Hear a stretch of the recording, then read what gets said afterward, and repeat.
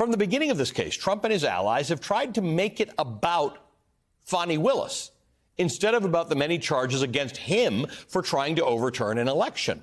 And now that the sideshow has ended, how do the prosecutors turn the focus back to the man at the center of the alleged conspiracy? Joining me now, Jeremy Saland, former assistant district attorney in the Manhattan DA's trial division, and Andrew Fleischman, a criminal defense attorney based in Atlanta. Good evening to both of you. Thank you for being here tonight.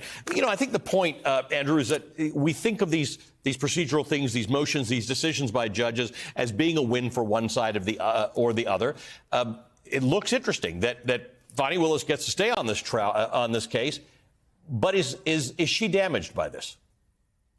Yeah. I mean, you see in the judge's order him saying, maybe I don't disqualify her, but the state bar could do something. Fulton County could do something. Legislators could do something. So this is not only a finding that she was potentially dishonest in this case, but an invitation for investigations from other parts of the state. What do you make of that, Jeremy? The idea that the judge did sort of imply that maybe the Trump team can get a gag order against her. He's implied in several places that while there was no finding that this relationship was inappropriate and created a conflict in the case, he had a lot to say about her.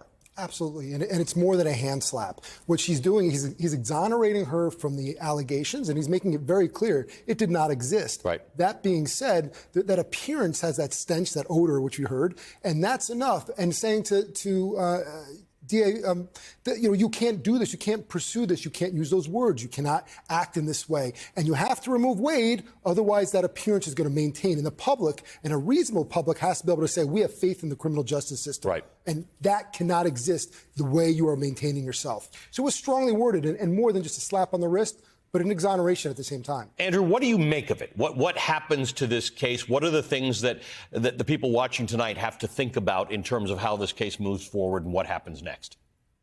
The next step is probably that Ashley Merchant and Steve Sada, with the attorneys on the case, will ask for a certificate of immediate review that has to happen in 10 days. At that point, assuming it's granted, the Court of Appeals will decide whether or not they want to take the case. We'll know that in a matter of weeks. On whether this is an exoneration, I don't think it is. The judge said there might not be enough evidence to prove they actually had a relationship before 2022, but that odor of mendacity line suggests that he thought the evidence might support that the witnesses were lying. I feel like it's far from an exoneration. It's a pretty serious allegation in this order. In terms of an exoneration, the big key here is not so much what was said and what wasn't said. It's the fact that this case can continue. Fulton County still has this case. DA Willis still has this case. It can still proceed. It is not dismissed, and there are other grounds that were challenged. So by an exoneration, this is saying to the people of Fulton County, this is saying to DA Willis, you can move forward. You've made mistakes, but to his point, I agree. By no means is she out of the woods here.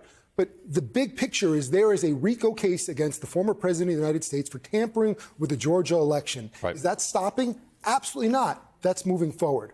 So, Andrew, all the way to the point where there are jurors, how does this get handled? I mean, politically, there's whatever's going on. But for a juror, they have to listen to the case, the indictments, and the facts presented, and the defense. How does any of this affect how that moves forward?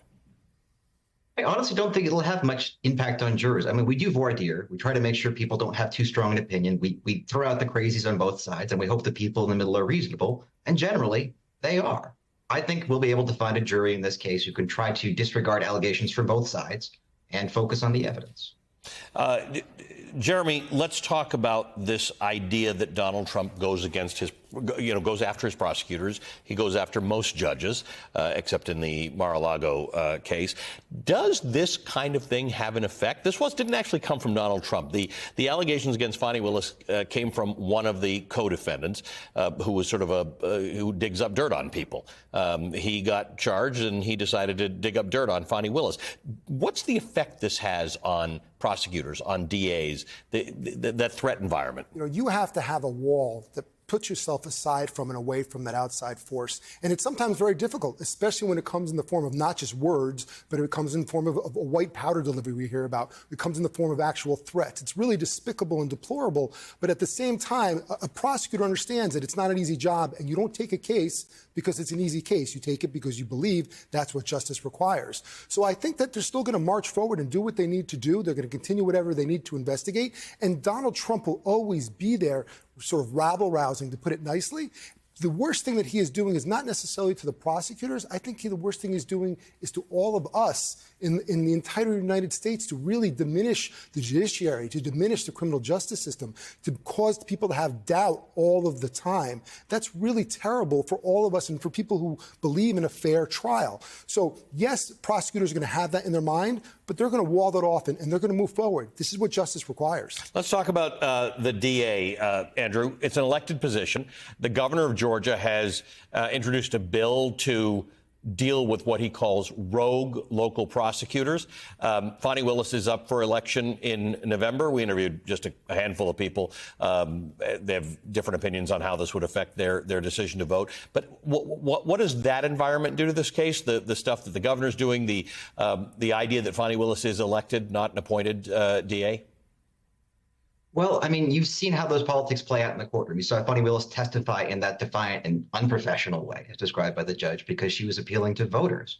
Having those political concerns is sort of poison to the sort of due process you want in a case. And that's going to keep on happening, right? Donald Trump is going to say stuff. Fulton County is going to want to respond. And this election environment makes it harder to have a trial that doesn't raise doubts in the mind of voters that this is a fair process. Judge McAfee got rid of some of the charges. It's still there's still a lot of charges there. Is the case looking as strong as it was before all of this started happening? Yeah, I mean, that special demur, granted because these charges were not specific enough, only went to 6 counts that are already part of the RICO charge. They're going to talk about the exact same evidence at trial as they would have without that order. And then on top of it, the sentencing exposure is basically the same. So it doesn't affect the case in any meaningful way. Guys, thanks very much. It's a more complicated issue than it looked like on the surface, and I appreciate the analysis from both of you.